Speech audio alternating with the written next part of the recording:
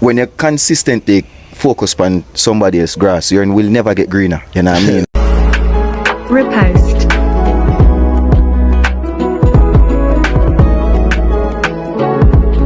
Bam!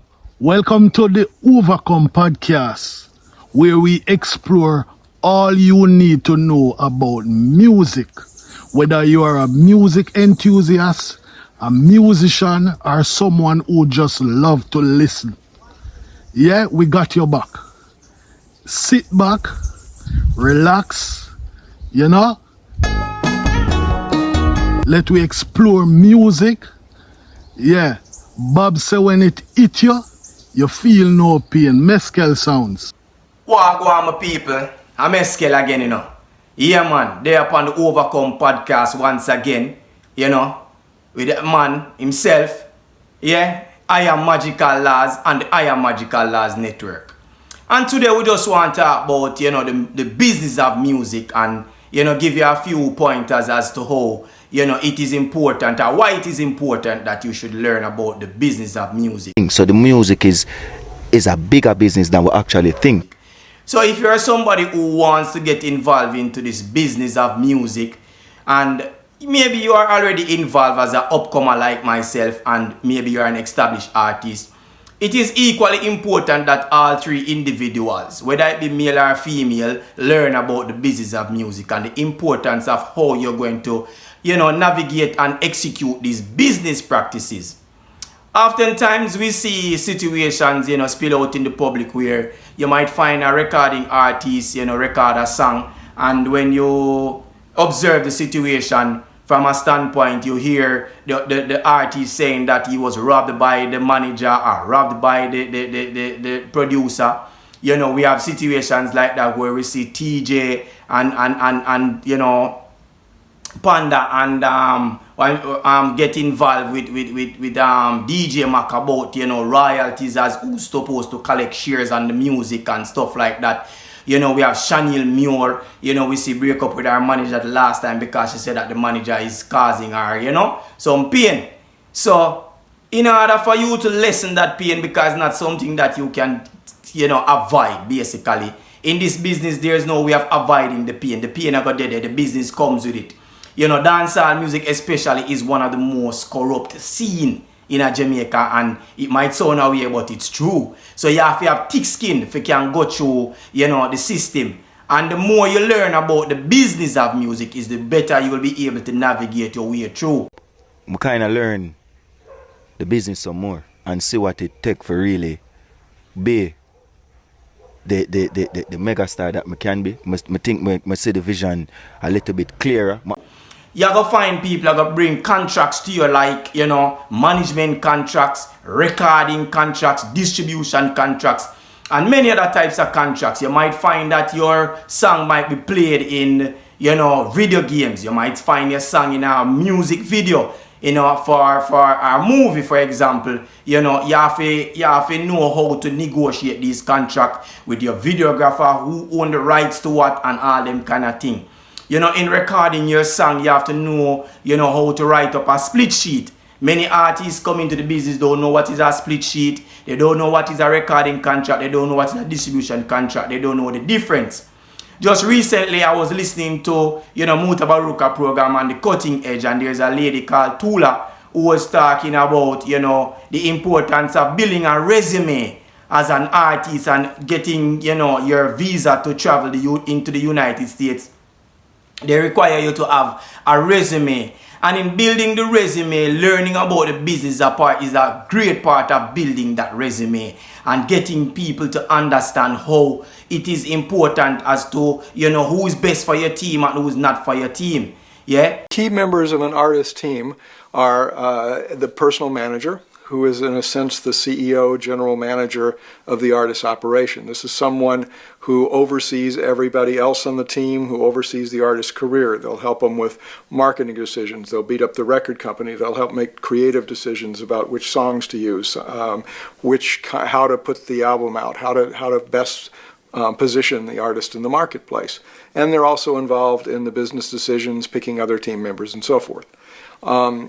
The lawyer, of course, the most important person on the team, is someone who takes care of the legal aspects, helps negotiate and structure the deal, works with the manager, works with the artist, and generally makes sure that the artist gets what it is that they're trying to accomplish in their lives and gets it with the least amount of legal hassles, and also takes care of just making sure that the artist is protected. People like your lawyer, your entertainment lawyer, your manager, your whole management team that involves your road manager, the people that promote your music and all of them things, they need to be paid just like you. And you have to be able to know the percentages and all of those things, the industry standards that are set for you to follow and for everyone to follow. Yeah? And that is a major struggle in Jamaica for centuries now, because you find out, there are decades I should say, you find out that, the musician of the past, some of the elders, them we hear how much they were treated badly because they didn't negotiate proper contracts. And so even sometime when them pass, you find that them family find it difficult to, get them royalties and stuff like that. So you as an upcomer in the music business or somebody who's entering the music business, it is even more imperative that you understand the business. The person who's established as well should understand the business, because he or she has even much more to lose than even the upcoming person. But anyway you take it, as I said, it is very important right across the board that you understand the business of music and what it is, it entails, and how important it is that you use the knowledge that you use to get yourself into a better space. In recent time, we see people like teejay and Masicka who have signed to Warner respectively and Def Jam. Yeah, man, I'm signed to a label, major label, man. I'm signed to Warner Music. Warner Music, no, right. So the thing grew and I get bigger and bigger. Yeah. So right, okay. Back in the past, we see Sizzla and Capleton signed to, DM Dash Records and Def Jam Records, just the same. And you hear them talk about, how Def Jam and all of these people market their music and how much they weren't comfortable with how they were marketing their music and stuff like that. So if one gets the proper management team, the right lawyer and all of those things, as Shaggy would say in a lot of his IMC's, conference and thing, then if you have these kind of people around, you have to be able to be bankable, you have to be able to be, approachable, you have to be able to be somebody that, take your music serious. Unless you're one of them kind of people who just want to do something that is a hustle and stay around the corner and somebody call you for the 2-dub plate and, you want to just stay in your living room and just enjoy your money and things like that. If you don't want to be somebody that going to take your music to the next level, then it is alright. You don't have to learn anything about the business of music. Yes, sir. Artists don't always want to know about all the technicalities of the business side of their field. That's the reason they're artists and not business people. And it is not necessary to understand every little bit of it. The more you know, the better off you're going to be, because nobody ever takes as good care of business as you do. But at the same time, it's not the best use of your time to be spending all of it on the business side. So my sense is that an artist ought to know enough to be able to make intelligent decisions about the major issues in their lives, or even the smaller ones to the extent it's necessary that it has to be made by the artist. And then beyond that, know enough to be able to pick a team around them who can take care of the technical parts of it and support them and help them get through their lives and leave them free to do what they do best, which is to be creative. But if you're somebody who wants to really take it to that level, the business of music is a very important part of your execution as a music practitioner. You don't have to be a recording artist, because oftentimes you see the producer, the person who's a composer, a musician who plays an instrument.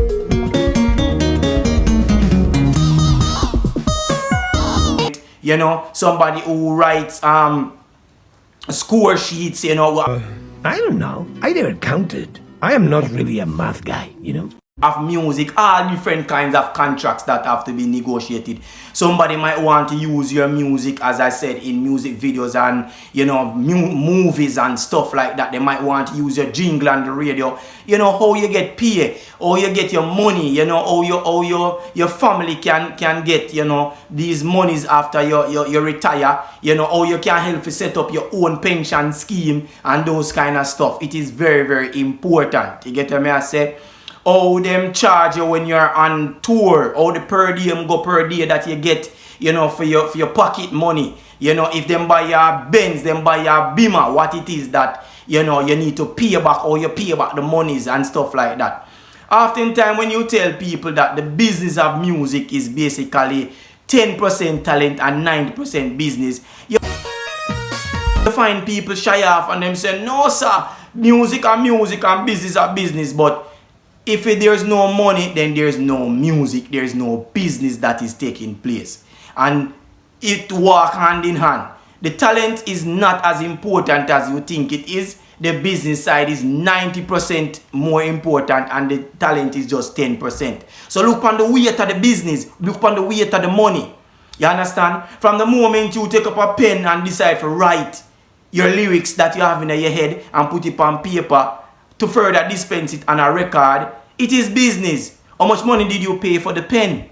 How much money did you pay for the pad, the writing pad? You know, it is money. You started out by using money to dispense the information. When you put it up on all of these digital platforms, you have to make sure that the necessary persons get their rightful shares and stuff like that. So, I want to also tell you about a book that is called The All You Need to Know About Music Business by Donald Passman. Now, Donald Passman is a lawyer from the United States, a well-known lawyer, possibly the most popular one in the music business. And he has written a book that is called The Music Bible, aka, as I said, the rightful name is All You Need to Know About the Music Business. Now, in my hand right here, I have the 9th edition, and I have wrapped over the 9th edition just to protect it. But this is Donald Passman, yeah? And Donald Passman, as I say, is a lawyer. He's from University of Texas and Harvard Law School. So that's where he graduated from. And his book is one of the most, if not the most important book in music in recent years. He has helped people like Michael Jackson, all of them that you can think about, right? To help them, to free them from contracts that they didn't like, undesirable contracts. He helped people to understand contracts like a 360 contract. What is a 360 contract? A 360 contract where you, as a recording artist, you record their music and they go into everything. They want royalties from your publishing. If you buy a shirt, they want, you know, receipts from it. If they put out any form of memorabilia about you, they want something about it. If you go up on a podcast, go talk, and you get paid for go up on the podcast, they want a percentage of that. So him help people to understand all of those kind of things, yeah? So Donald Passman is a very important person that you would want to hear, you know, his information about the music business. And I'm going to leave clips, you know, in this podcast that you can see about, you know, how Donald Passman is helping others to understand this business.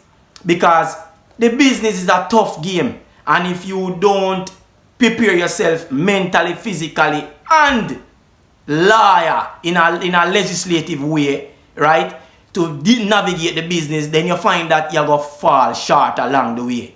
So I will inject, as I said, things about the importance of how you're going to understand the contracts, how you're supposed to present yourself, you know, stuff like that. So that is what Donald Passman is imparting the knowledge onto all of the person that is imparting this knowledge to. I don't know. I never counted. I am not really a math guy, you know. So Donald Passman is now on the 10th edition and is about to release the 11th edition of this book, yeah? But right now, I just want to run through and give you a quick synopsis before this vlog is over. And, you know, one of the things I see that he said is that the most record labels don't require the record company to even make a record, much less to release it. So in signing a contract, you don't even know that the record company don't have to release the music. Not because them tell us if you come sign the contract, it is up to them. He might talk about people like A&R. You know, what is the A&R? Somebody who go out and scout the artist, you know, for the record label. You get me and say, and to take you around and to make you understand what the record label is about and stuff like that. Yeah, him talk about things like who's the right person that is supposed to be on your team. You get me I say? Yeah. Him talk about things like negotiating the manager's deal, right? what it is to be an independent artist, or you navigate your way being an independent artist, or you get your music sold and retail in a retail way, or you can go into these festivals all across the world and, you know, sell your merchandise. So I'm delve into merchandising, all different kind of thing. You get what I say? So that's what the whole thing is about. You know, the whole thing about Donald Passman is about. And in the video, you can leave your comment. Magical Laws, yeah man.